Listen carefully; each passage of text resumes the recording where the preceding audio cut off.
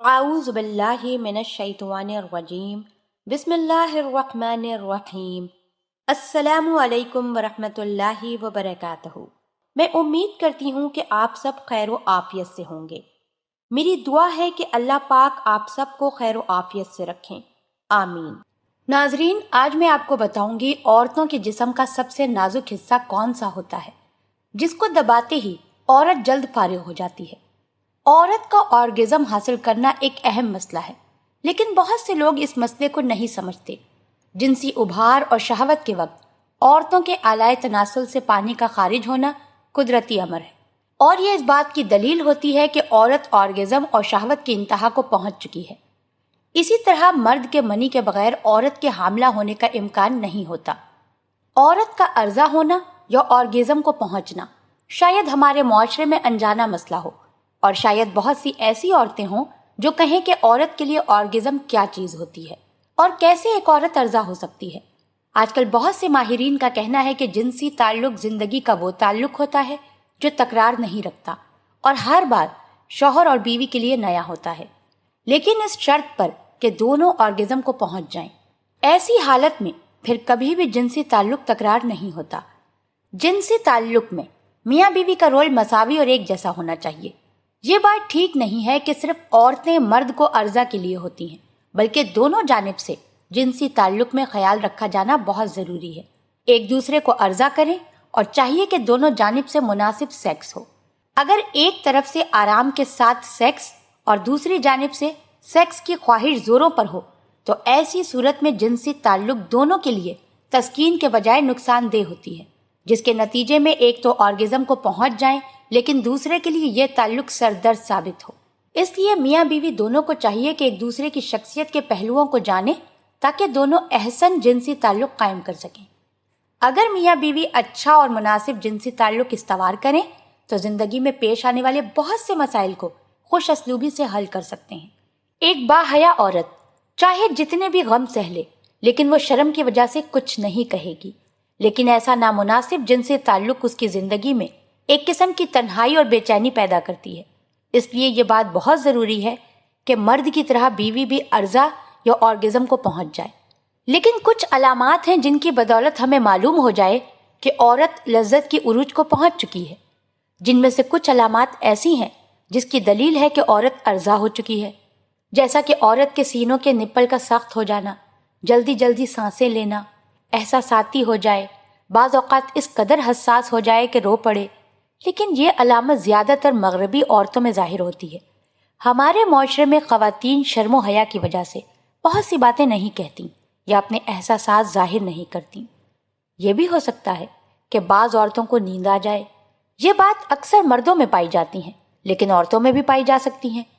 اسی طرح بعض عورتیں جب عرضہ ہو جائے تو ان کا دل چاہتا ہے کہ ان کا خاوند انہیں گود میں لے لے۔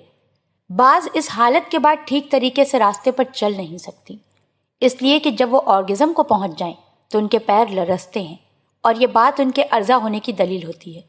اگر میاں بیوی ایک دوسرے کے ساتھ کچھ بے جھجک ہوں تو ممکن ہے کہ جنسی تعلق کے بعد عورت چاہے کہ اس بارے میں بات کرے۔ یہ بھی اس بات کی دلیل ہے کہ وہ عرضہ ہو گئی ہے۔ اگر کچھ بھی نہ کہے تو ممکن ہے کہ عورت کے چہرے پہ رضائیت کا ایک تبسم ہو، یہ بھی عرضہ ہونے کی دلیل ہے۔ عورت کی شہوت کی تحریک کے لیے اور پھر آرگزم تک پہنچنے کے لیے چند مراحل ہوتے ہیں۔ پہلا مرحلہ ابھارنے کا مرحلہ ہوتا ہے۔ بیوی کے جنسی ابھار کے نتیجے میں جنسی عضو میں خون جم جاتا ہے اور اس چھوٹے سے عضو کو سخت کر دیتا ہے، اور اس کے ساتھ ویجائنا سیال اور چکنی مادہ خارج کرتا ہے، اور ویجائنا کا داخلی حصہ اس مادے سے تر ہوتا ہے۔ محبل کا ورید خون سے بھر جاتا ہے اور اس کا رنگ گہرا سبز ہو جاتا ہے۔ اسی اثنا میں عورت کا نبض اور بلڈ پریشر بڑھ جاتا ہے، جنسی اعضاء گرم ہو جاتے ہیں اور پھول جاتے ہیں۔ اس طرح عورتوں میں تحریک یا ابھارنے کا مرحلہ دوسرے مرحلے میں جاتا ہے۔ اس مرحلے میں ویجائنا کی دیواریں خون سے بھر جاتی ہیں اور اس کے نتیجے میں محبل کا منہ تنگ ہو جاتا ہے۔ اسے آرگزم کا پلیٹ فارم بھی کہا جاتا ہے۔ اس میں کلیٹورس ڈھنپ جاتا ہے۔ یہ چھوٹا عضو تحریک کا کام کرتا ہے۔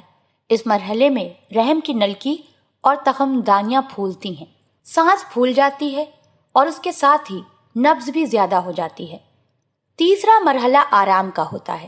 اس مرحلے میں ویجائنا میں خون کا جمع ہونا کم ہو جاتا ہے، نبض پھر سے آہستہ ہو جاتی ہے اور پھولنا کم ہو جاتا ہے۔